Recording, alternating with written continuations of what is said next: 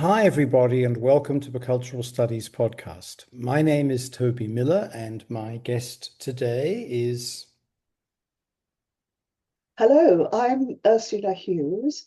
I'm a thankfully retired academic, but I've been doing research on various aspects of labour and technology and gender and everyday life since the late 1960s, actually. I started formally working as a researcher in the early 1970s.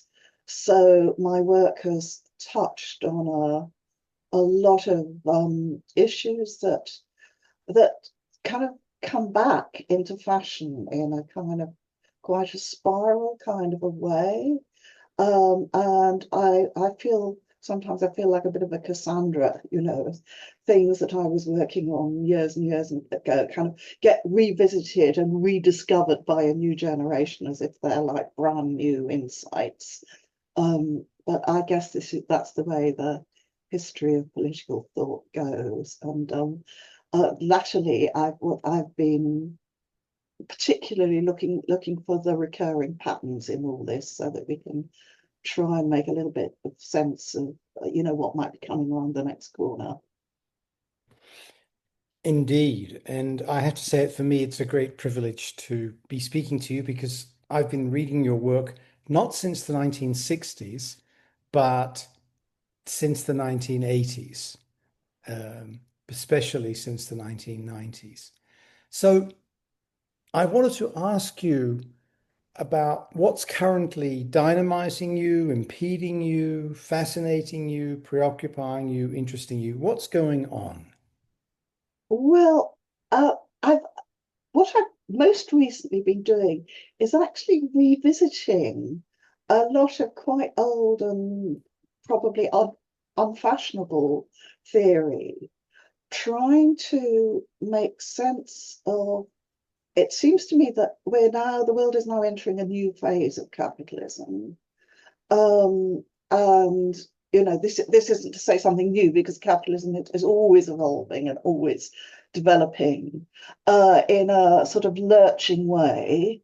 And the pattern that I've identified in the past has been that you get these recurrent crises of capitalism. The most recent one I think there's been another one in the last 2 years, but the most recent one that people have actually studied was the 2006-2007 financial crisis, which echoed the crisis that came in around 1973 and the other ones that came at the around 89 when the Berlin Wall came around that sort of around 1990 sort of period.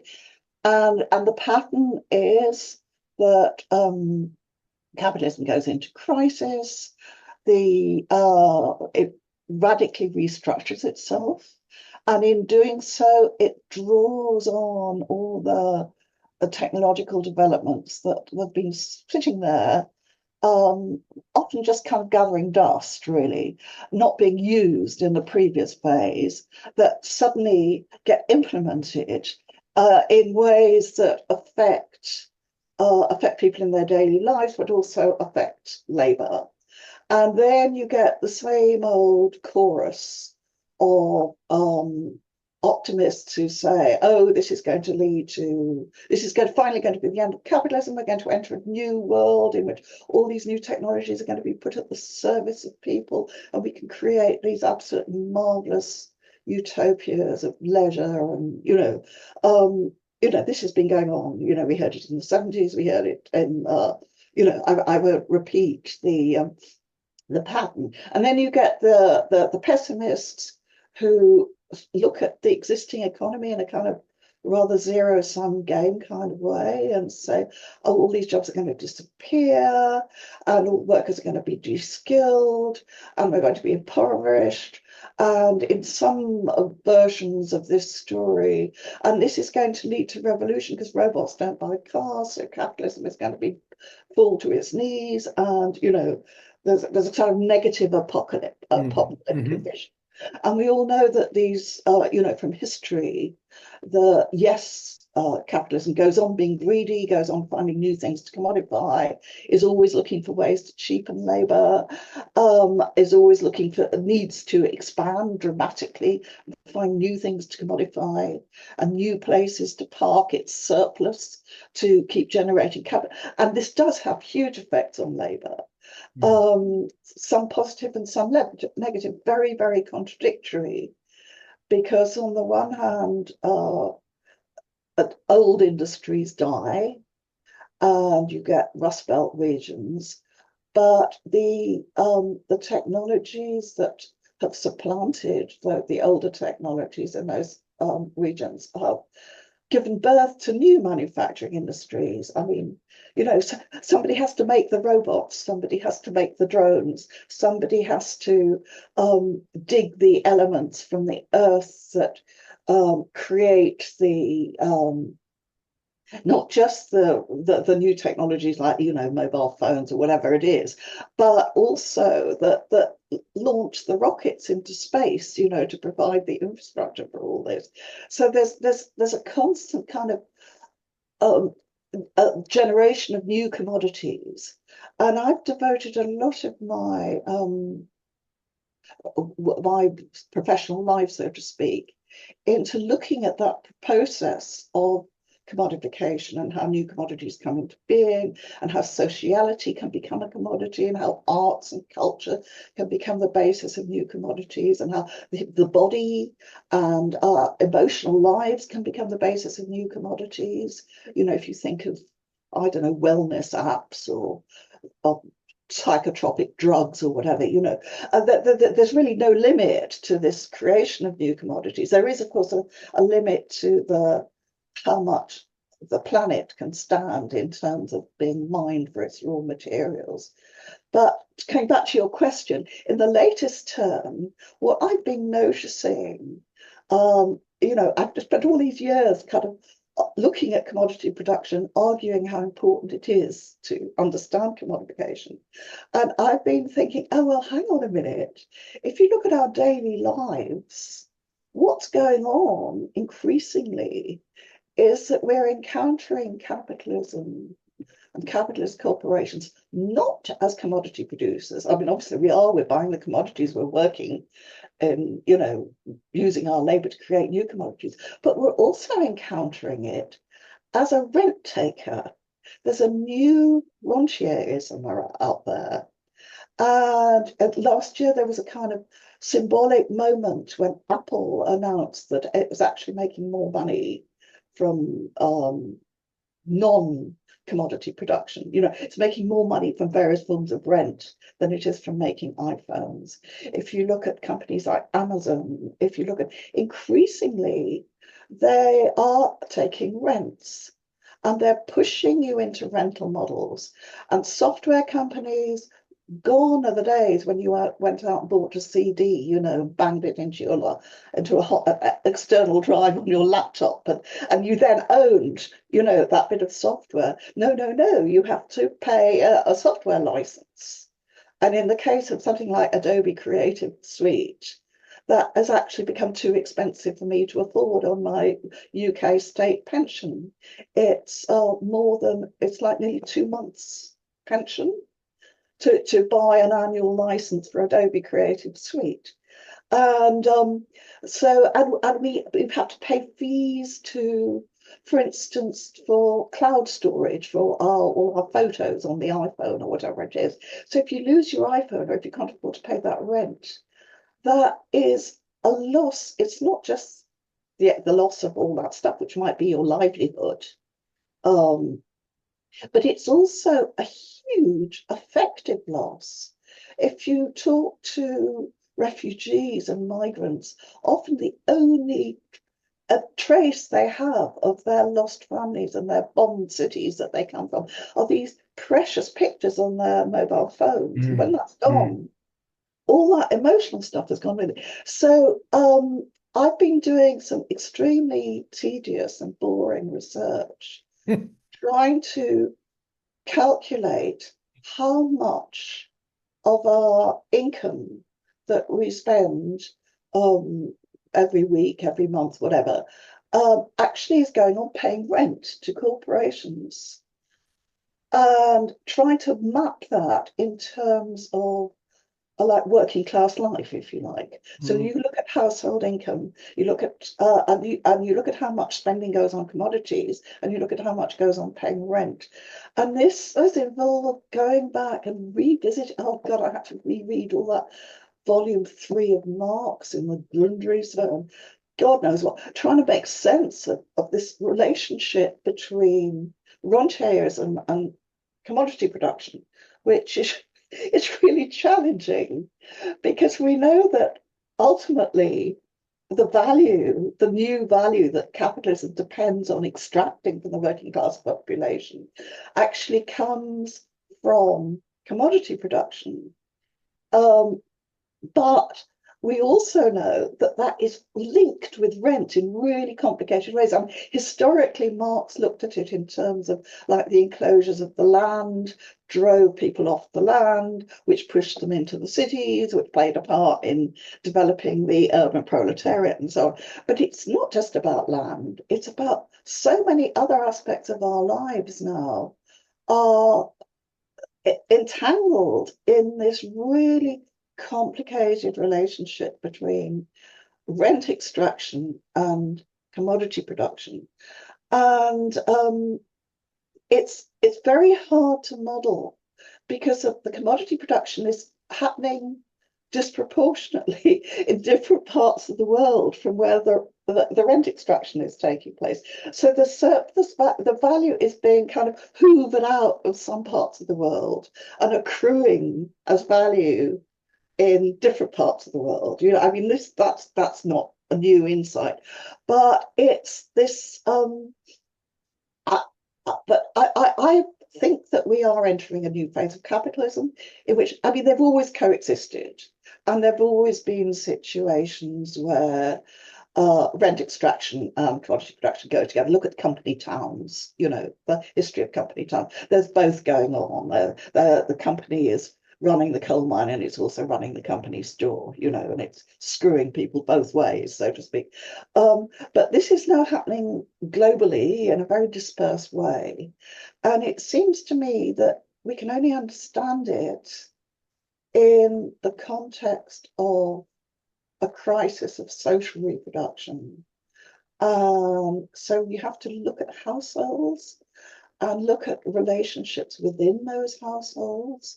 And that's a big story because it's emotional and psychological relationships as well as like physical divisions of labor. And increasingly, it involves not just household members, but people employed by the household, not servants, but you know, people that work for increasingly people. The time pressure on households is such that because there's now an expectation that both women and men work, the 20th century welfare state model was based on like a stay-at-home housewife who did the reproductive labor for nothing while the guy went out to work. That never fitted the reality completely, but it was there. But now all women are expected to work too, and so there's a huge time pressure, and that is met through going to the market for services that used to be provided within the home. So you're too exhausted to cook, so you order in a pizza, you know, from Deliveroo or DoorDash or Uber Eats or whoever it is, and you end up with this kind of vicious circle whereby the more households need to buy things in from the market, the more they need money. And so the more people take on extra work, which is often this precarious kind of platform work, in order to win that extra money, which means they get even more exhausted and the kids get even more neglected and spend even more time on their phones, you know, developing horrible mental health conditions I don't want to think about. And so you've got this kind of vicious circle. So you have to understand on the one hand, the crisis of social reproduction. And on the other hand, this global integration of commodity production with rentierism. And these are really hard things to model. Anyway, sorry, I'll shut up. I've spoken much too long about that. So that's No, my I current think world. it's a really, really important point. And all these strange terminologies, some of which you've excoriated, some of which you've touched on, incorporated, like, you know, post ideology, post work, tech, Techno-feudalism is very fashionable at the uh, moment. techno-feudalism, platform capitalism. We've got lots of these concepts floating about. And as you say, there's a strange oscillation that goes on between the dystopic and the utopic. One of the themes that you looked at historically, is a term that's gone out of fashion now, on the one hand, but on the other hand, both has and hasn't, and that's teleworking. If we Oh go God, back yes. 50 or 60 years, this was going to be the future of the what was then called the First World or the Global North, whatever. And then it didn't happen. And then COVID happens. And so working from home, in inverted commas, becomes a norm. And now we see vast numbers of corporations insisting on the politics of presence as a means of engaging in greater political, economic, and cultural surveillance of workers. And the other element to this has long been the situation of women in heterosexual households doing, multiple shifts, right? And this was meant to be the great boon for young mothers. It was meant to be the way in which there would be less pollution because there would be less need to engage in transportation all the time to get to and from work, on and on and on. And I wondered if I could ask you to cast yourself back to the possibilities of the teleworker and what were the problems with it, and what are the problems today that come with that notion of working from a distance, from doing what we're doing now. You're in North London, I'm in central Mexico, talking at a huge distance. Well, it has huge ramifications, not least the strange new phenomenon of the sort of the coming together in previously quiet and calm and poor parts of the world of Airbnb and the technologies of teleworking, creating these kind of digital nomads who are pricing local people out of housing markets, in all the beautiful parts of the world, it seems to me. But I'd like to let's go right back to when it started, because I'm Mhm. I'm supposedly the person who invented the word teleworking. I was rung up by the Oxford English Dictionary once and said, "Oh, we think you invented this word." In fact, what I was doing was trying to find a way to put into English.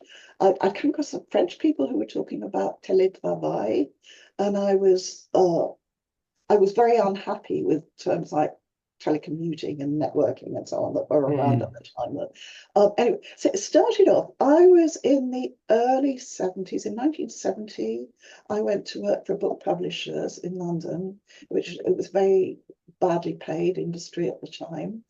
And we struggled to form a union, and I was a union activist. And we had to even fight the union to recruit into the union people, freelancers who had very low earnings. There was a rule that said you had to earn a percentage of your whatever the local going rate for journalists was from journalistic income before you could be eligible to join the union. And we had in publishing large numbers of people, mostly women, who were doing things like proofreading and indexing and copy editing from their homes, whose earnings were so low that they fell foul of that rule. So anyway, I won't go into the details of the fight with the union, which was a bit of a baptism of fire. I was age 20 or something, in a mini skirt being yelled at awful men who wrote the captions for the page 3 nude pictures in the Sun paper. Oh, good grief. Oh, you need a good fuck, you know, get that, you shut up, you know, all that kind of stuff going on. But anyway, I then in the mid 70s moved to Yorkshire, where I discovered, I was already aware of it, but it sort of came very much in my face, that these quiet, modest, incredibly skilled and well educated, usually actually, these proofreaders and translators and indexers and so on, had their counterparts among working class women who were doing things like stuffing Christmas crackers, you know, and Hmm. doing outwork for clothing factories and packing greeting cards into with their envelopes into packs of 6, you know, doing there were loads and loads of really low paid by the piece homeworking going on. And I got involved in local campaigns in Yorkshire that were trying to organise home workers, particularly in the clothing industry, because there'd been a big strike in 1970 among clothing factories in Leeds. A famous film was made about it called Leeds United. And some of the women on the strike, they used to actually follow the vans on bikes that went around delivering the clothing to the outworkers, so that could then wait till the van had gone around the corner and knock on the door to recruit them into the union. You know, there was a whole kind of history of home workers organizing. So when I started discovering the impact of new technologies on clerical work. I was working at that point for a publisher in Leeds that was also um, not just producing books, but doing much more routine kind of producing general things for schools like exercise books and, you know, stuff like that. And I discovered almost by accident that the technologies which in the NUJ we've been looking at in relation to the printing industry and what we've been looking at what that would do for journalist jobs, you know, when digital data entry came in and what that would do for print jobs and the journalist job, that this actually also applied to clerical workers doing much more routine kinds of data entry. And then putting 2 and 2 together, it became very clear that these kinds of works could also be done remotely. As soon as the uh, telecommunications infrastructure, as we would now call it, was in place, it would be possible for things like data entry to be done remotely. And I got commissioned we were setting up a local community resource centre in Leeds to try and bring trade unions and residents groups together. And in order to raise money, I'd been doing a bit of work around this. What were the implications of these new technologies for data entry and clerical workers?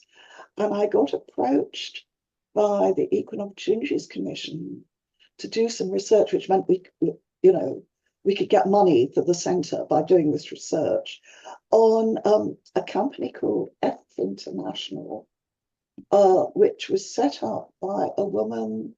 She was a friend of Margaret Thatcher's. She was one of the sort of great and good. There's one called Steve Shirley, and she changed her name to Steve so that she could get interviewed for jobs in the software industry. Oh, wow. Because she knew that if she was called Stephanie, on one level, she was a feminist. On another level, she was, you know, a friend of Thatcher's in the software industry. And she set up this company, F International, to basically employ women to work from home to do software development for companies like ICL, you know, and Honeywell Bull and so on, you know, the companies that were around at the time. This would have been in the late 70s, early 80s. And I was asked to do research on it, and then clearly had a little push from Thatcher, you know, this would have been 79, I think, so, to like plug this company and promote it as a good thing for women. But I thought, well, why don't I just do a survey and find out what's really going on? And the only way to find a sample was to go on. They had this popular daytime radio program that was called the Jimmy Young Show. Oh, yes, of course. And so I went on the Jimmy Young Show Did and, you? and talked about homeworking.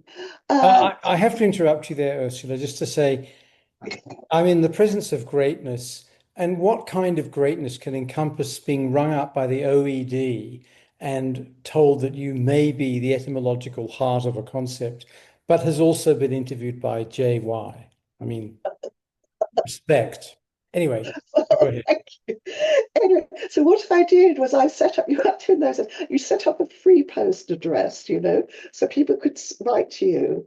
And I went on the Jimmy Young Show and said, look, we're really interested in this working from home. And, you might be stuffing Christmas crackers, but you might be doing programming for a big computer company. It's so many different people are working from home. Please, tell me about it. And so I did this survey, and one of the most striking and interesting and still relevant things was there was a question in the questionnaire: what's the best thing about working from home, and what's the worst thing about working from home? Mm. And a very high proportion of people gave the same answer to both questions, which was being with the kids all day. It was both the best thing and the worst. So that made me realize this isn't an either or. This isn't a trade-off. This is a proper contradiction. This is like it's a both and, not an either or. And so you have to focus on, qualitative things. And I later, of course, I became Ms. Teleworking for a few years, and then it became fashionable. And then, of course, all the men in suits came in and became teleworking consultants. And, oh, you don't want to you don't want to give research money to her. She's a feminist. She's biased. It happened. The pioneer researchers of teleworking. There was a woman called Elspeth Monod in Paris, and there was a woman in New York whose name I forget, who I think was originally from New Zealand. Anyway, the pioneers of teleworking research, with the exception of Jack Millis, who was looking at it from a kind of telecommunications transportation Hmm. trade-off kind of way, only looking at telecommuting, really. We were all women. Oh, there was one wonderful woman in Sweden too, Eva Gunnarsson. And basically, it was all started by feminists because feminists were interested in the home. And as soon as there was serious money being invested in it, suddenly we were all erased from the history, and teleworking became this kind of a male thing. And unfortunately, because I was in rather precarious employment for the next 10, 15 years ago, my bread and butter income all came from doing subcontracted research to these awful guys, who would then sell it on to the European Commission with an enormous markup and take my name off the cover, thus it has always been for women. But so yeah, you name it: teleworking and rural development, teleworking and gender, teleworking and disability. I got so bloody sick of it, and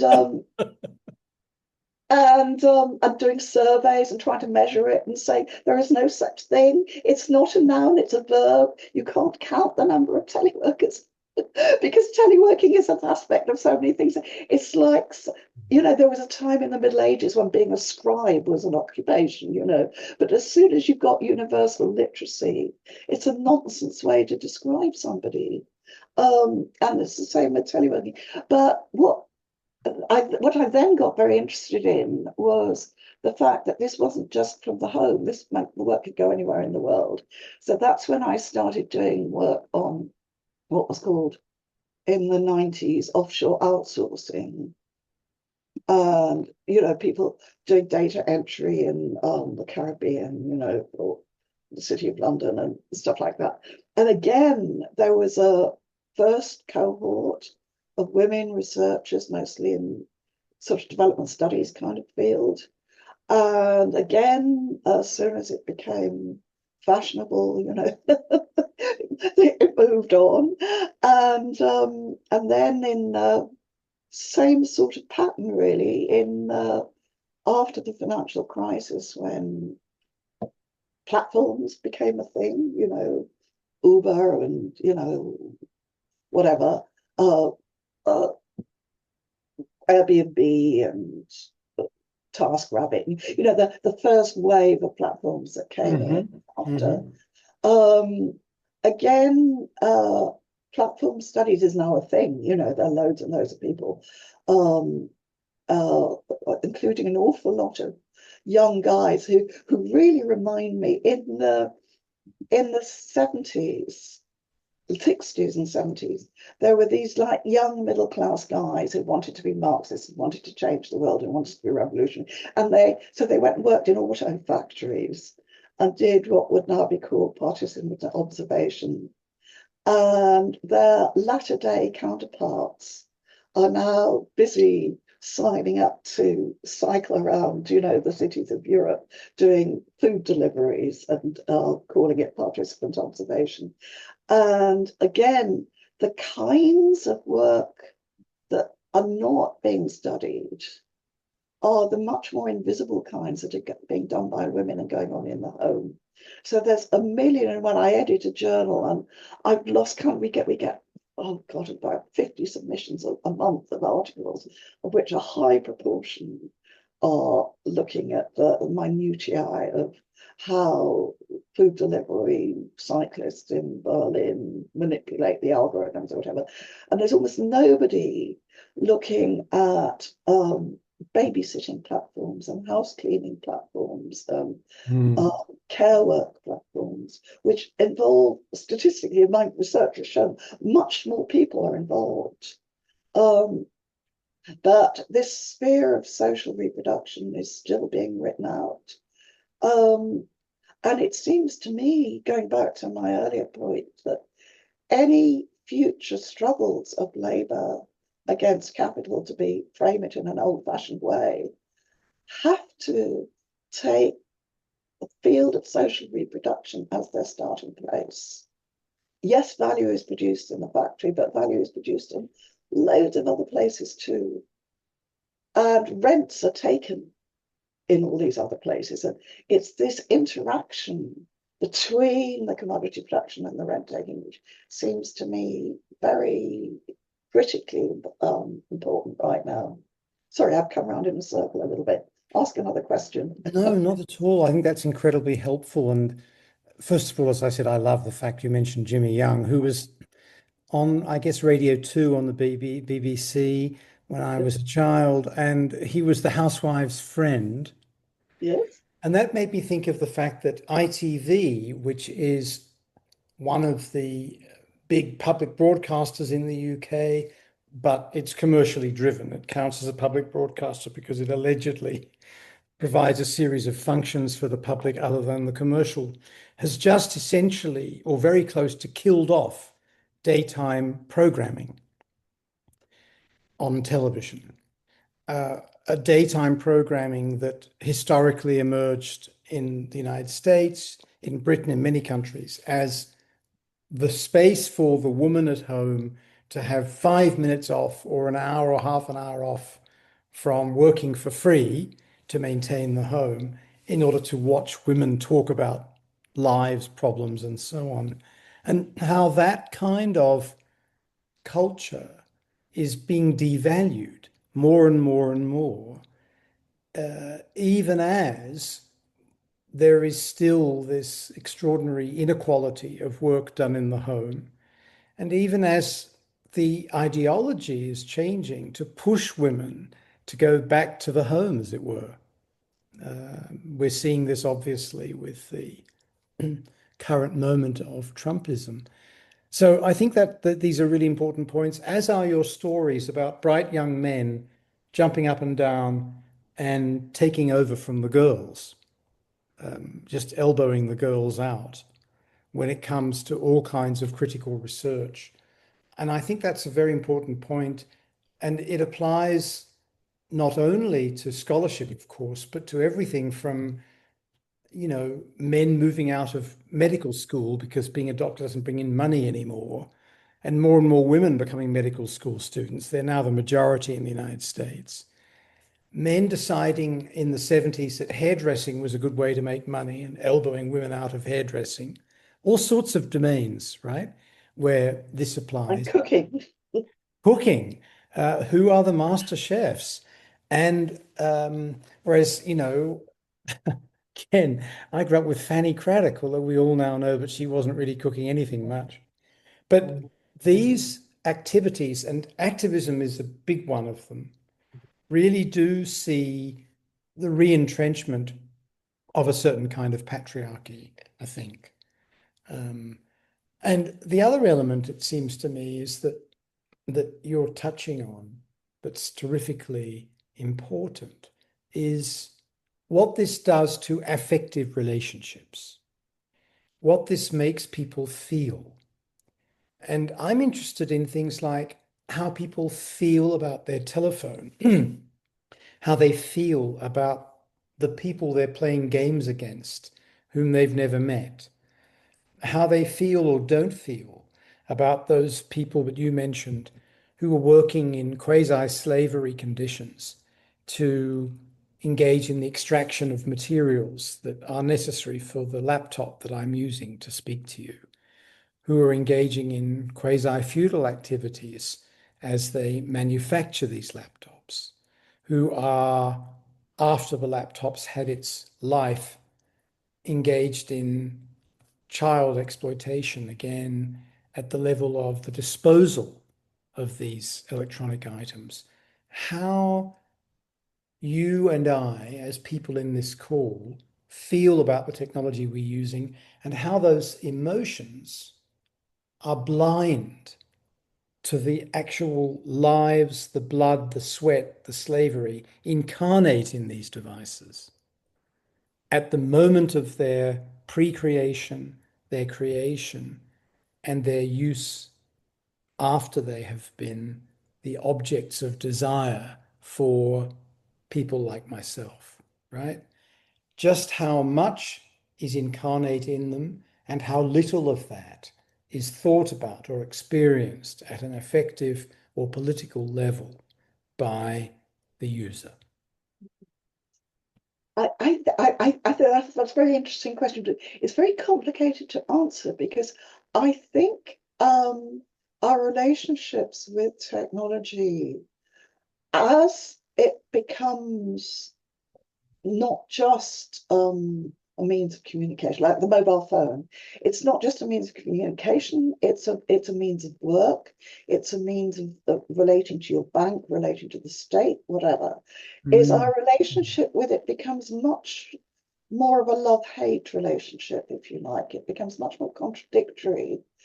And there's a sense I can remember back in the early 70s when well no it was I think it was in the early 80s I actually published the article thinking about Marx's theory of alienation Mm. in relation to machines that we use for work in the home because in the factory, and of course the early factories, the very early factories at the beginning of the Industrial Revolution, were places that took a rent from workers who actually owned their own machines, which is very different, and owned their own tools. They went into the factory as a place to work, taking their tools with them.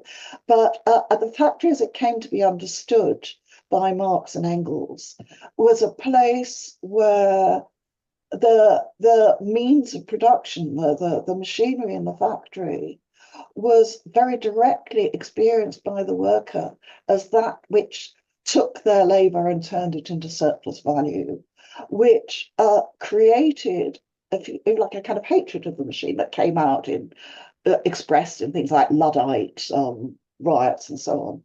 And so there's kind of trope, and it comes out in some songs like, Keep That Wheel a Turning and so on.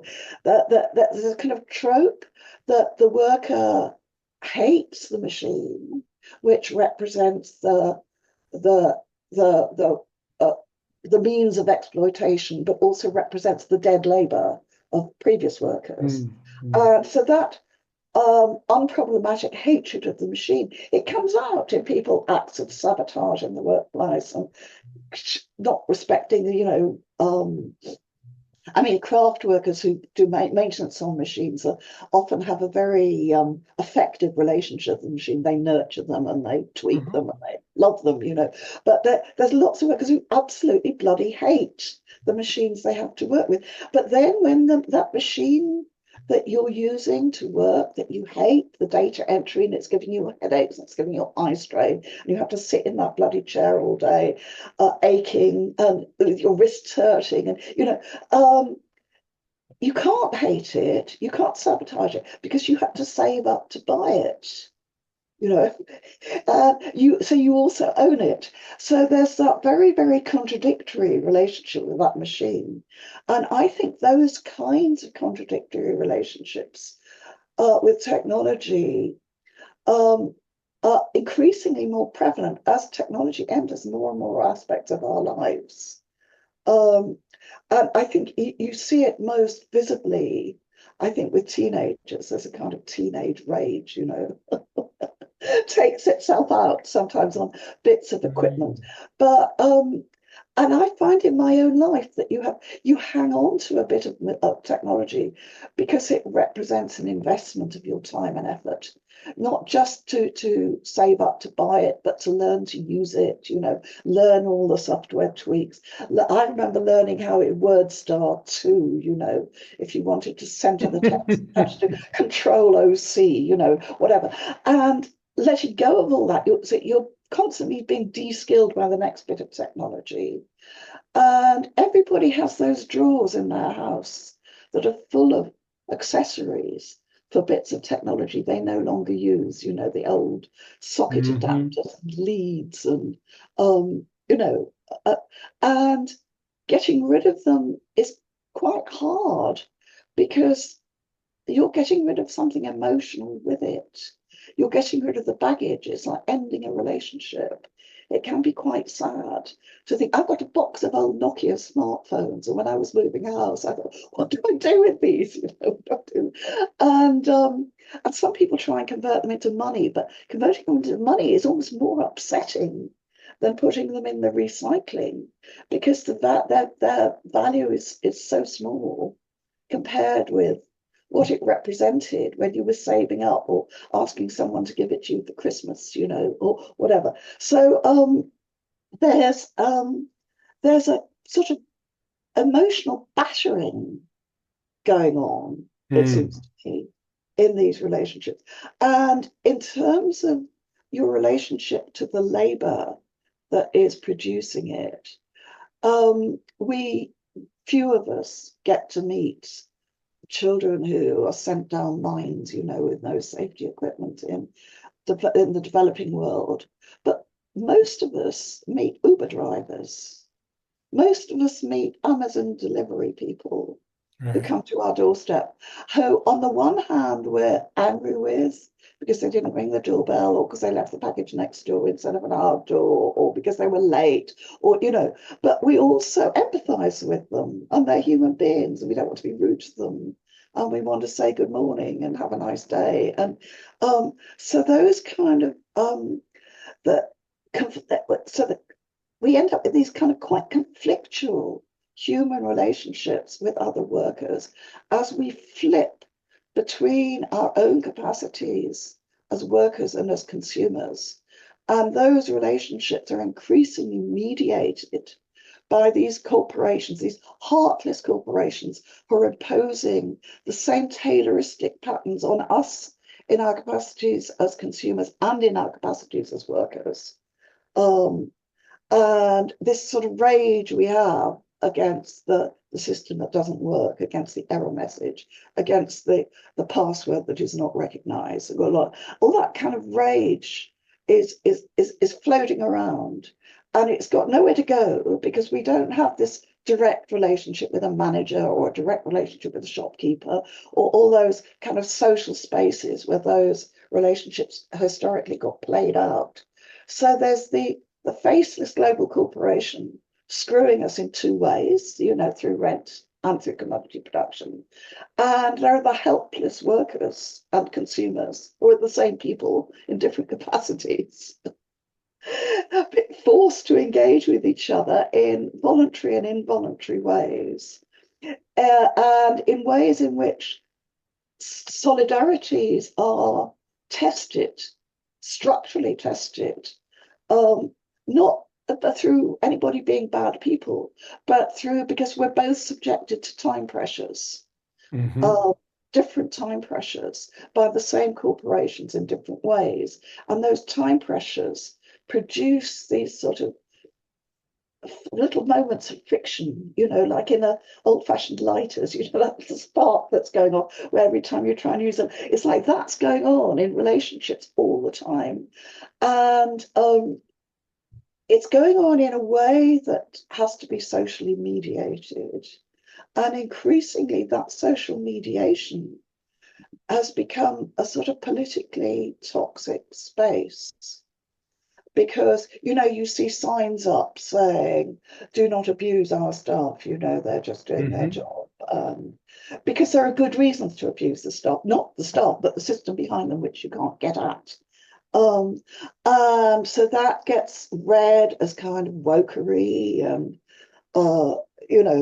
political correctness and things you don't dare say, and it gets transmuted, it gets kind of um, there are these kind of overlays of ethnic differences and sexual differences and religious differences that through it create these kind of screens through which we see other people, which um, modify our behaviors in different ways depending on the particular demographics.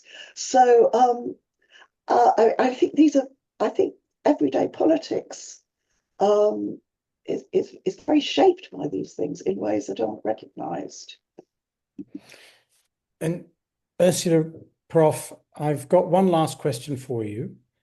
And once you've answered that, I want to give you the opportunity to conclude things by adding anything else you wish to say. Might mean going over things you've already mentioned, might mean something entirely new. Does that sound okay as a means of Yeah, okay, code? yes. So, one of your brilliant books, one of your more recent works, is about the welfare state. And this is not a lamentation for the good old days as we thought of them when I was growing up. This is a critique of that model, as well as a critique of what's happened to it. I wondered if you could talk a little bit about that, particularly in the light of this extraordinary assault on citizen rights since the Labour Party came back to power in Britain.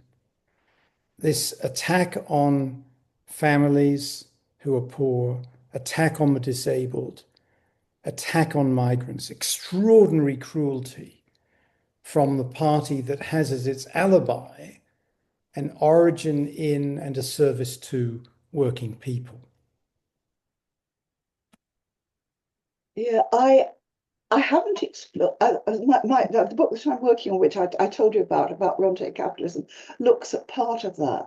But it seems to me that a big part of that story is the absolute refusal of this government to say boo to the global technological corporations, which are shaping our everyday, not just shaping household spending patterns, living patterns, that shaping daily life in a way that was inconceivable even 10 years ago, the extent to which our lives are shaped by um, you know, there are very few things you can do now without an app of some sort, Mm-hmm. this sort of appification of every aspect of our daily lives. But it's not just that, it's also in the functioning of the state. The state is being hollowed out. The NHS is being, it might not be being handed over in the way that a lot of critics thought to US health insurance companies, quite the way that was expected.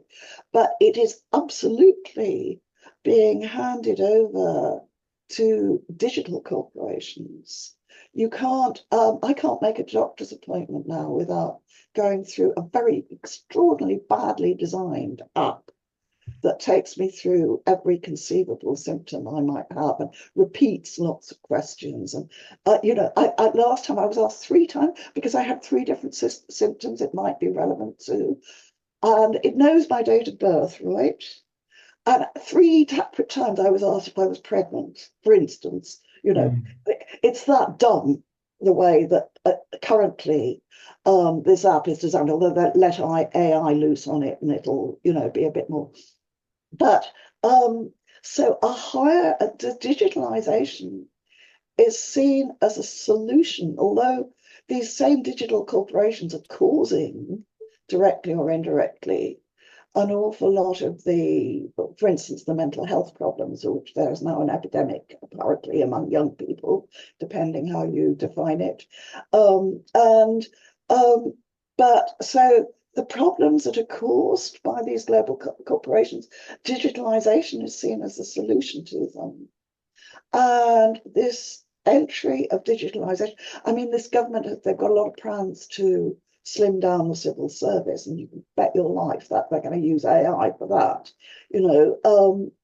They are letting it rip in the NHS in ways that are already leading to sort of misdiagnoses and, all sorts of horrible things. And it's going to be in local government. It's going to be, they're not looking, but the irony of it is, in that last book, I was actually arguing that under public control, digital technologies could actually be quite liberating. You could end up with bottom up, locally controlled, publicly owned, not for profit platforms that provide local taxi services, local food recycling services, etc. The digitalization is not. But I mean, it's not without its contradictions. Let's say there's a Mhm. liberatory potential. Look at like how liberatory in its day the telephone was for workers to be able to communicate with each other, to be able to organize strikes, to be able to, So it's any technology is intrinsically, it seems to me, ambiguous in the potential ways it can be used. And so I think we have to not put, if we're critiquing governments like the current Labour government, and heaven knows there's a lot to criticise it for, that can't be done in isolation from the global context. And that global context is an increasing domination by capitalist corporations that have this, in my view, uniquely new combination of rent taking and commodity production within the same organization. And yeah, we have to think about war as well, but that's perhaps too depressing to think about right Well, now. yes, but don't worry, Ursula, because even if you're constantly being asked whether you're pregnant and are subject to the threat of misdiagnosis, Britain's going to create lots of nuclear submarines to keep you safe, I read today. True, true. So it's all going to be fine. Prof. Ursula, it's been wonderful speaking to you. Is there anything you'd like to add to our conversation? Well, just one very basic point that so often gets forgotten, which is that all value ultimately comes from a combination of human ingenuity and skill and strength. And, you might want to add things like libido into that, and nature and the planet and the resources of this planet, the plants, the soil, what's under the soil, the birds, the insects, and let's not forget that. And critiques of it's all very well to abstractly critique AI and things, but just if you just look at the cloud, for instance, look at what it's doing to the planet. Just look at what it's doing to the planet. Look at the energy it's using. And look at what it's abstracting from warm, lovely, sensitive, creative human beings and turning them into, people who bash keyboards all day. Just I think just to remember the value of life, life on this planet is what it all has to be about ultimately. I think that's a wonderful message with which to perorate. It's been great chatting to you. Thank you so, so much. That's okay. Good luck with it.